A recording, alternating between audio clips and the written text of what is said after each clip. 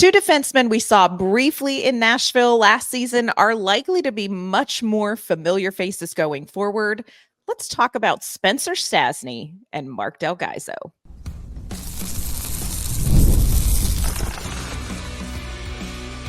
You're Locked On Predators, your daily podcast on the Nashville Predators, part of the Locked On Podcast Network, your team every day.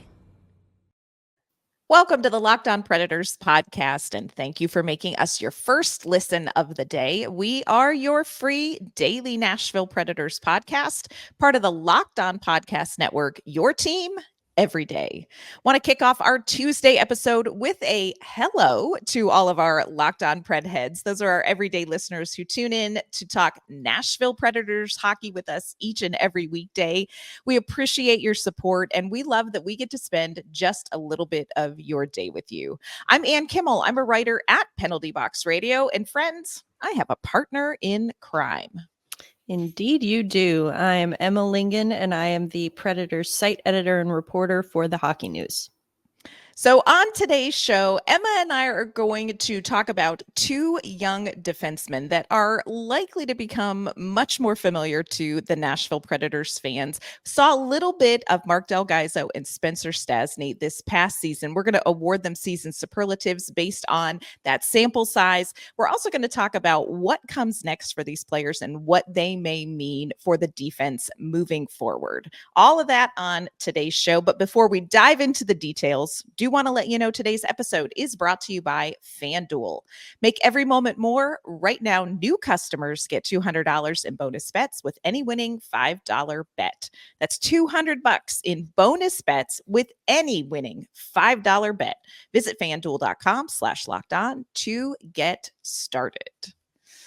All right, Emma, of course, you and I have been chatting off screen as we often do before we hit record, and you are welcome to all of the listeners that we don't hit record sometimes a little bit earlier in the conversation.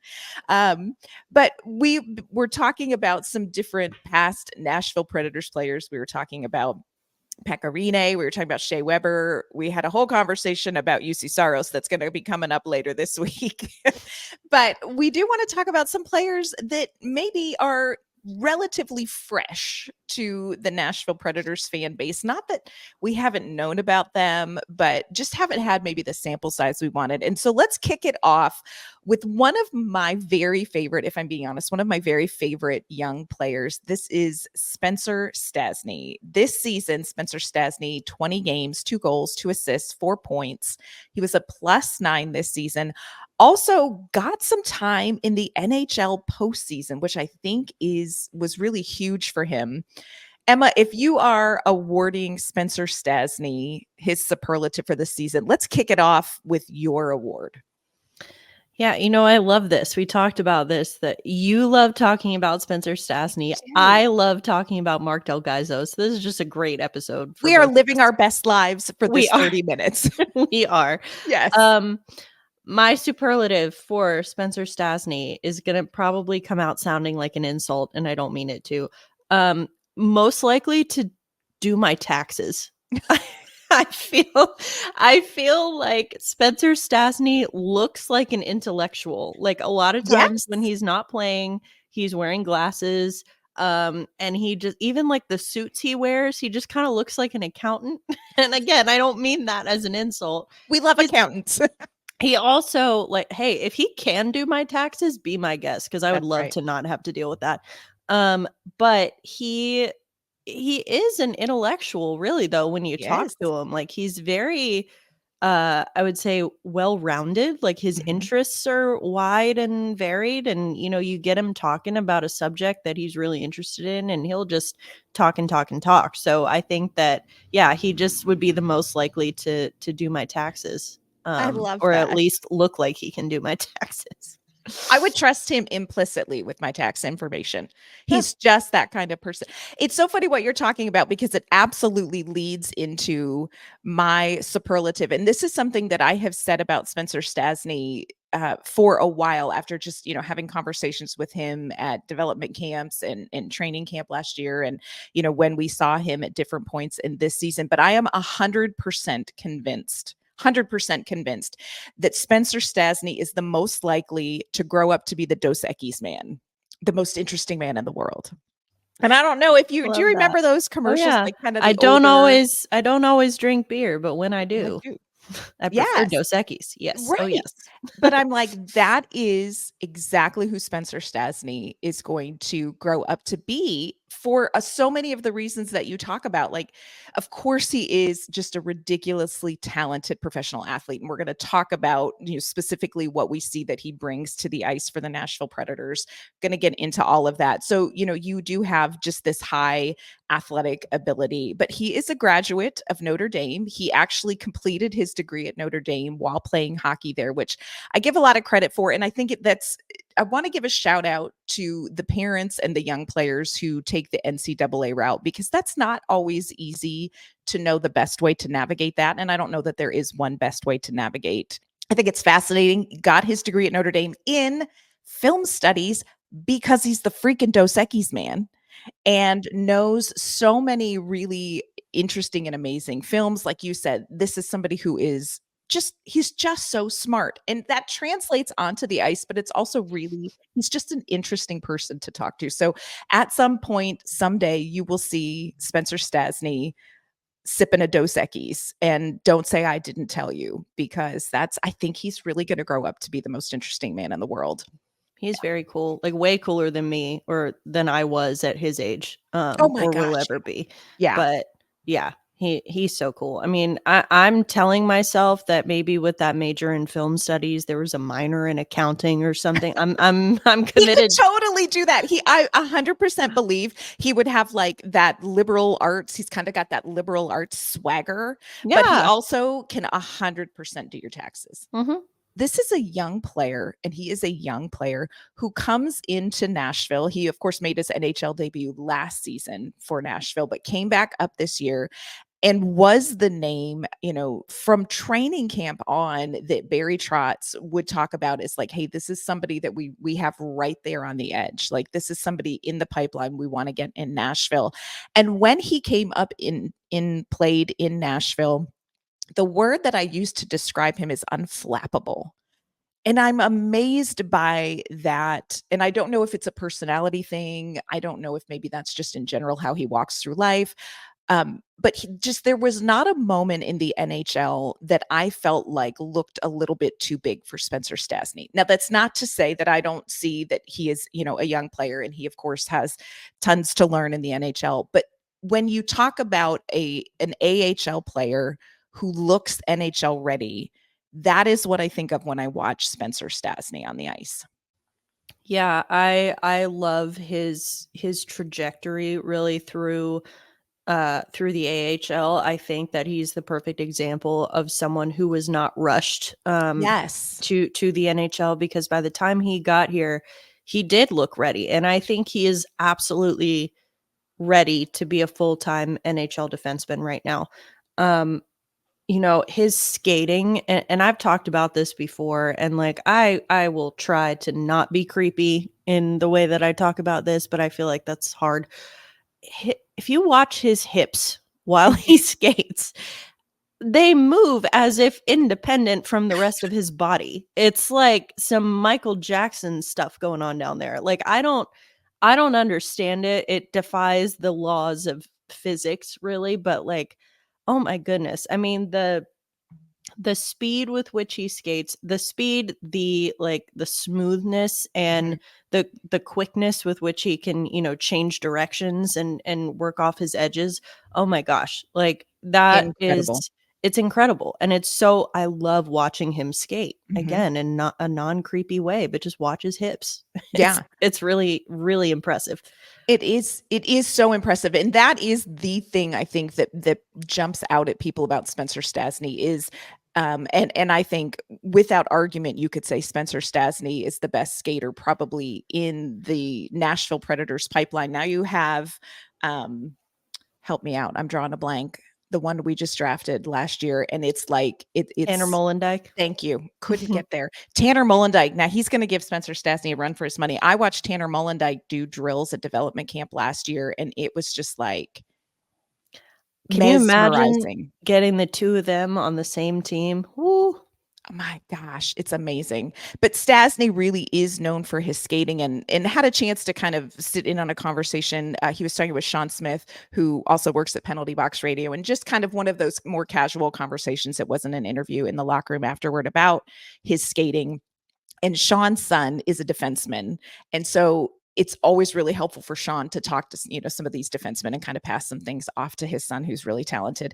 And Spencer was talking about, I just decided this was going to be a strength in my game. So after practices, when other players are working on their shot or this, this or that, I worked on my skating. And he worked, really focused on that, focused on explosiveness.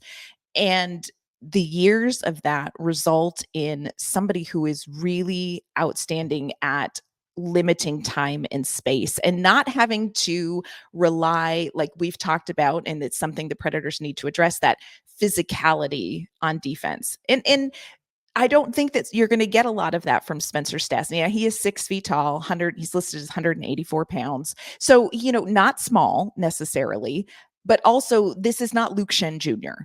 You're not going to see Stastny need to rely a lot on physical contact. He is going to close that time and space with his skating. And the best example I can think of was in a Milwaukee Admirals playoff game last season, and they were playing the Manitoba Moose, and it was game 5, and it's winner take all. And with 20 some seconds left, there was a turnover at center ice, and I think it was Zach Sanford got the puck, and literally out of the entire frame comes a skater down the side, and you had no idea. You're like, where did that come from? It was Spencer Stastny, who had skated from the defensive zone all the way through, had caught up and then passed, the Manitoba Moose player and scored the game-winning goal with 26 seconds left. And what is most ironic about that is, how did he celebrate? He smiled. Spencer Stastny, unflappable, ladies and gentlemen. He just smiled. I was like, throw your arms up in the air like you don't care. Yeah, and he probably made that look like it was nothing too, just like skating from one end of the ice to the other. I mean, and it looked effortless. Yeah, but he came out of nowhere, and this is what he can do. Obviously offensively in that situation, but defensively, this player closes space and he comes out of nowhere and interrupts plays, and that is something that I think is going to be on display with Stastny this coming season. And I think I have to give him a lot of credit too with what you said about how he decided this was going to be the area that he wanted to excel in, because you have to recognize, like you said, obviously he's not the biggest guy, he's not going to be the most physical guy. If he tried to make himself like a highly physical player, I just don't think he would be as good. Like, I don't think he would be as talented if he didn't, it's like, let's focus on my strengths and what I can bring to make this team better, and for whatever team he's on. And I think that speed, and like you said, there's more than one way to skin a cat. There's more than one way to take away space. And he's not going to do it by knocking guys off of pucks. He's going to do it by skating circles around them. Right. And when you watch him, I was up in Milwaukee for game 3 of the Western Conference Finals. And when you watch Spencer Stastny in the AHL, and look, this is a great Milwaukee team. I know that they lost in the Western Conference Finals, and I know that series didn't go the way they wanted to, but this is a very talented AHL team. Spencer Stastny looks like he needs the lessons that the NHL is ready to teach him. He really does just look ready for the next step. Keep your eye out in training camp for this player. And I think he's going to be an interesting part of a lot of work that needs to happen on the defense. Coming up, Emma and I later in the show are going to talk about the defense next season with players like Spencer Stastny and another young player that we want to talk about, and that is Marc Del Gaizo. Very interesting young player. Emma and I both big on Del Gaizo. Emma may be his biggest cheerleader, and she's going to share with us in just a minute why she likes his game so much.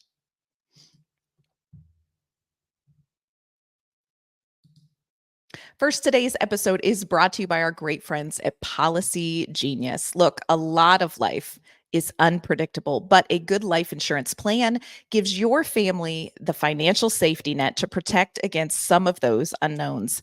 Policy Genius is the country's leading online insurance marketplace. It makes choosing the right policy for your family easy and quick. With Policy Genius, you can find life insurance policies that start at just $292 per year for $1 million of coverage. Some options are 100% online and let you avoid unnecessary medical exams. Policy Genius helps you easily compare your options from America's top insurers in just a few clicks. Their award-winning agents can even walk you through the process step by step. Policy Genius has no incentive to recommend one insurer over another, so you can trust their guidance. They have thousands of 5-star reviews on Google and Trustpilot from customers who found the best fit for their needs. So get peace of mind by finding the right life insurance with Policy Genius. Head to policygenius.com or click the link in the description to get your free life insurance quotes and see how much you could save. That's policygenius.com.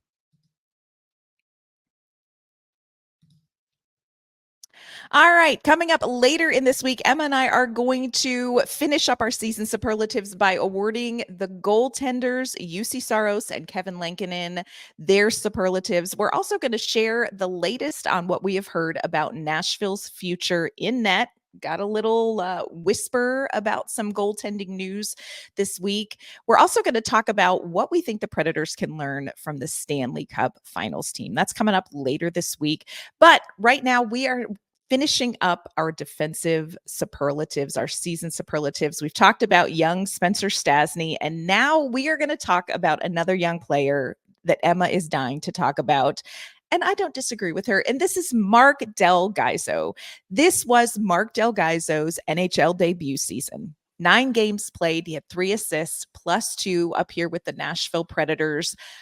Emma, if you had to award Del Gaizo a superlative, what would it be? Most likely to get a hug from me every time he sees me. Yeah. Because not only do I just love the kid so much, because he is just such a pure, a good egg, as you would say. He is a good egg. He's a very good egg. But also because this is something that haunts me, and I think I will never forget. When I got to interview him after his NHL debut, and I became the reporter that made sweet little Marc Del Gaizo cry.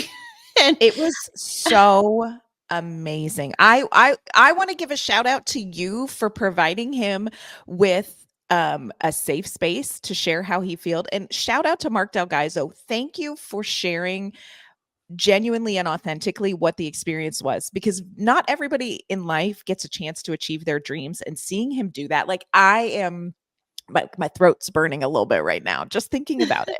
But go ahead. Well, didn't mean to interrupt you, but the moment. I just asked him, what did it mean to him, to make his NHL debut? And immediately he got choked up. He started talking about his family and how much they mean to him. He's from a I think he actually used this phrase, a blue collar family in New Jersey. Mm-hmm. His parents own a dry cleaning business, and they sacrifice everything for him and his brothers to play hockey. And, for him to get to this point, and it was such a testament to them. I know he hated that they couldn't be there for his debut because it was in Edmonton, and it was kind of a last minute thing that he came into the lineup. And so it just, it was, I think that he just it was just so raw and so genuine, because he talked about how leading up to the game, it didn't really sink in what this meant. And then it was after the game, he played, he got an assist in his first NHL game, and the Predators got the win over the Oilers, which was a big deal on the road. And, I think that, I don't know. After that, I waited after the game because I felt so bad. I know I didn't really make him cry, but everyone else in the locker room was giving me a hard time. They're like, way to go, Emma. You made the rookie cry. And I'm like, okay, I'm sorry. I'm going to cry. And so I waited for him outside before we got on the bus, and he, of course, comes out. He was on the phone with his parents. So I waited for him to finish. And then I basically intercepted him before he got on the bus. I was like, can I just give you a hug? I'm so sorry I made you cry.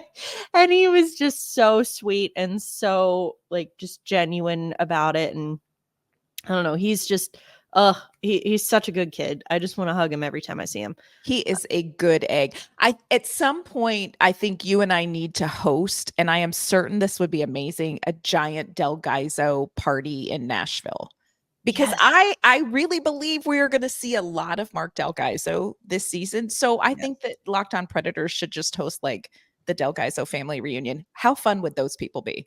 I feel, you know what? I want to meet Anthony and Sharon, his Mhm. mom and dad. I feel like I know them personally by now. I've never met them, but I would love to. Yeah. And I would like to apologize to them for making their son cry. But no, I would love to get to know the Del Gaizo family, because I just I feel like, I mean, he probably didn't feel this way, but I'm like, I feel like him as like he's my little brother that I want to Yes. protect and like, you know, Yes. I just want the best for him. Yeah. And yeah, anyway, so now I got to know, what is your superlative for Marc Del Gaizo? Oh, it's actually similar to what you're talking about. And, like I said, we've seen him at development camps, development camps are my very favorite thing to cover when it comes to, the off season and all of that. And so seen Del Gaizo quite a bit, but in talking with him through his time with the NHL, just the couple times that I have, my superlative is most likely to be wise beyond his years. 24 years old. So this is a relatively young-ish. I mean, it's the hockey years is a whole different thing to like regular people chronology, but youngest player. But in talking with him when he first came up and got back from the road trip, again, hey, welcome to the NHL, defenseman. We'd like you to play against a guy named Connor McDavid. And he went in and like you said, had a good game. But in talking with Marc Del Gaizo, the thing that stood out to me is this is somebody who, there are sayings, there are things that you're supposed to say when you take the next step. And, I'm focused on this. And all the things that they say. But I asked him something about Milwaukee, and he said very complimentary about like his time in Milwaukee and his teammates in Milwaukee. But he said, I just have to focus on and be where my skates are. And I thought, okay. But then as you watch him, he really is very mature in the situation. And again, it comes down to like these moments weren't too big. That's not to say that both Stastney and Del Gaizo don't have a learning curve that they're going to go through. They're not, they're going to have growing pains as they adjust to the NHL game. But this is just a young player who I think comes in with a very good mentality, who you talk about hardworking. Like this is somebody who I think has so consistently put in the work that putting in the work at the NHL level is just going to be a natural extension of just how he goes about his business. And I like that. And again, and I say this, that I say this with love. Marc Del Gaizo is what I call fun size for a defenseman. Yes. He is listed at 5'11", 188 pounds. So again, you're not necessarily going to get Luke Shen Jr., but there is so much defensive upside, I think, to Del Gaizo. And the other thing that I think is very sneaky in his game is that you may not see Marc Del Gaizo finish a lot of offensive plays, but if you watch him, he is the guy who will kick off offensive plays as a defenseman.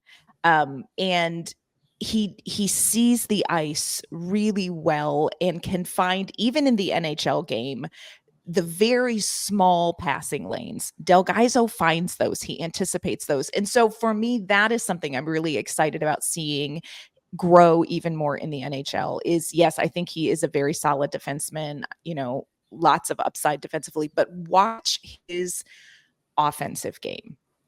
Well, and I think that's a perfect segue into what I was going to mention is that, he, as we mentioned, he, like same with Spencer Stastney, Del Gaizo went the NCAA route, and Right. he played for UMass, won an NCAA championship with UMass. something that I feel like doesn't get talked about enough. Marc Del Gaizo's defensive partner during his freshman season at UMass was a guy named Cale Makar. Okay. And so I say that, and I think that that is a perfect lead into what you were talking about, which is that he creates those lanes and he can set up the offense. And now Cale Makar is now widely regarded as one of the best offensive defensemen in the NHL. And so you would want him paired with a guy who can set up those chances for him and who's not afraid to join the rush and Right. contribute on offense. But at the same time, I think Del Gaizo, not afraid to join the rush, but he's also the first guy to get back, if the play comes back to his own end. And Yes. so he's incredibly versatile that way. I think that he, defensively, he's very, sound and, very disciplined. He doesn't commit a lot of turnovers. He's got great hockey sense. He's really mobile. He doesn't quite have Spencer Stastney level speed, but really no one does. Right. I It's think an anomaly. but I think that he's very mobile, and a lot of it is, you would think like, oh, he was only good because he played with Cale Makar. No, I think that the two of them like really made each other better. And so I think that he's a guy that he's very agile, like he has really good edge work. He can contribute offensively. Again, even if he's not the one putting the puck in the back of the net, he's Right. still a huge part of, that blue line offense. And we saw it. What was it, like a 3-game point streak or something to start his NHL career? Yeah. Like, that's amazing. And I think, he hasn't, didn't do this with the Predators, but he has experience, playing on the power play. He can play on the power play if you need him to, again, because of that offensive edge that he has. And so I think that, if there's one thing that I would maybe like to see him, work on, might be his body, his strength. Like, I mean, again, for being a fun sized guy, like you want to be maybe a little beefier. And I mean, he's not tiny by any means. No, he's not. Like, I think that, and again, kind of like Stastney, once Del Gaizo gets going with, it is incredibly hard to move him off of the puck. And I think that that is less about his strength and more because of his skating and his mobility. But I mean, if you can get both, then that's kind of the, the 1-2 punch that you need as a maybe an undersized defenseman. But yeah, if it's not clear, I love talking about Marc Del Gaizo. And I think that, he's maybe not quite like Spencer Stastney, I think has proven everything he needs to at the AHL level. I think he's ready. Marc Del Gaizo is a little like may or may not. I think he clearly he's shown he can be an NHL defenseman. I don't know if I think he's one that I'm going to be really interested to watch at training camp. Stastney, yes, but I feel like Stastney we already kind of know is going to be here. Del Gaizo, I think his training camp is going to be huge, and I think that it will go a long way in determining whether he makes this roster out of camp next season, because I feel like he's right there. Yes, I agree with you. Coming up, Emma and I are going to talk about the right there of Stastney and Del Gaizo as it relates to the Nashville Predators defense moving forward. We're going to talk about that in just a minute.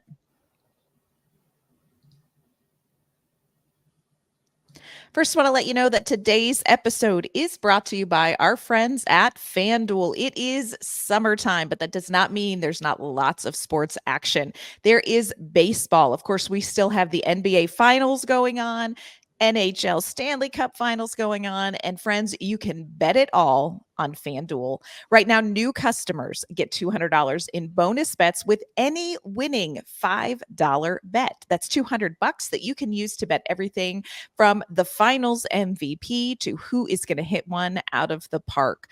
We're watching the Stanley Cup Finals. Check all of the action out at FanDuel. They have all the information and opportunities there. Visit FanDuel.com/lockedon, and you can add a big win to your summer bucket list. FanDuel, America's #1 sportsbook.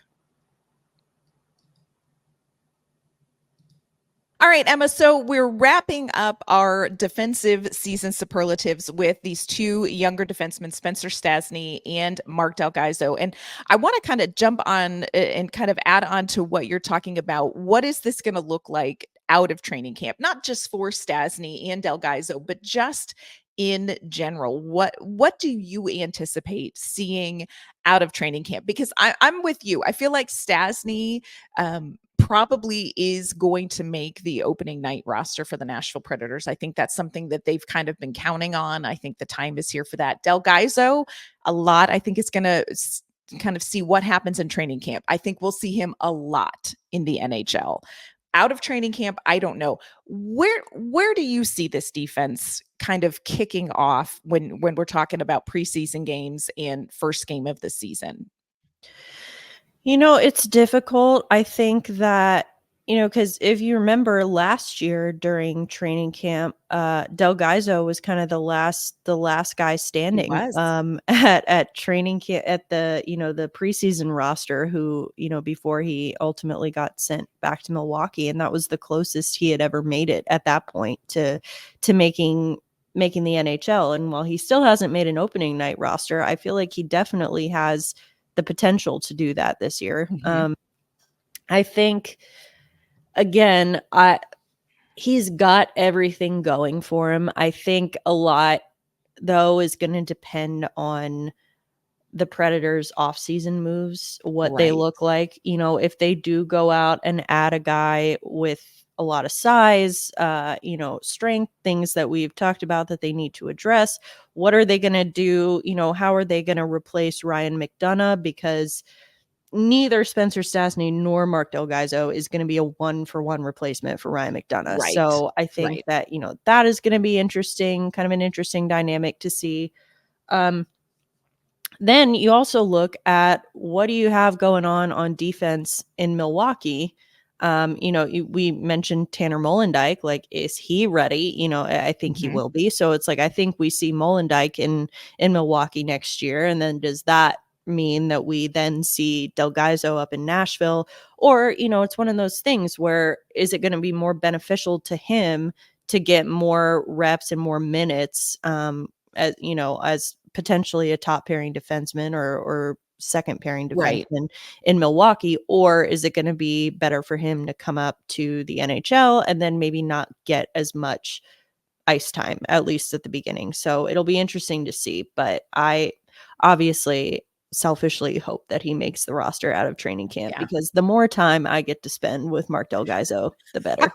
The better for everybody, honestly, Emma, for everybody. Yes, for sure. It is going to be interesting to see what happens with this defensive core. And I agree with you. So much will depend on what does Barry Trotz do in this offseason, because right now you have Yossi, Fabro, Lazon, Shen. You have Spencer Stastney, you have Marc Del Gaizo in the mix. But again, is he going to go out and be looking for maybe that bigger sized defenseman as well? And even it's interesting to me because I'm not sure you can even say for 100% certain who is going to be Roman Yossi's defensive partner. Like, my inclination is it's going to be Dante Fabro. But you just don't know, because I think that there's a lot of moves that Barry Trotz could make. I also don't think that they're going to go out and go and collect several defensemen, because the pipeline for Nashville defensemen is full. It is jam-packed with defensemen and some very talented defensemen that just need a little bit more time. So I'll be very interested to watch development camp. I'll be very interested to see training camp, what happens. I think it's going to be one of the biggest stories that we're going to have to follow in training camp. What is going to happen with the blue line, and especially with a player like Marc Del Gaizo, who, like you said, man, it was just right there last season. So it's going to be interesting. And again, what's Barry Trotz going to do? That Emma and I are going to, of course, keep on top of all of that information once free agency kicks off. We'll have all of that information here. If Barry Trotz makes a move, we'll know about it and we'll tell you about it and we'll break it all down for you here at Locked On Predators. So make sure you stay tuned. It may be the off season, but much, much to talk about. Before we wrap up this episode, though, Emma, let everybody know where they can find you on social media and where can they find your work. You can find me on social media at Emma_Lingen, and you can find my work online at The Hockey News. And you can find me on social media at AnnK_Mama on Ice. You can find my work at Penalty Box Radio as well. That's going to do it for today's episode of the Locked On Predators podcast. Thank you for making us your first listen of the day. Hope you all have a fabulous Tuesday. We'll be back tomorrow with an all new episode.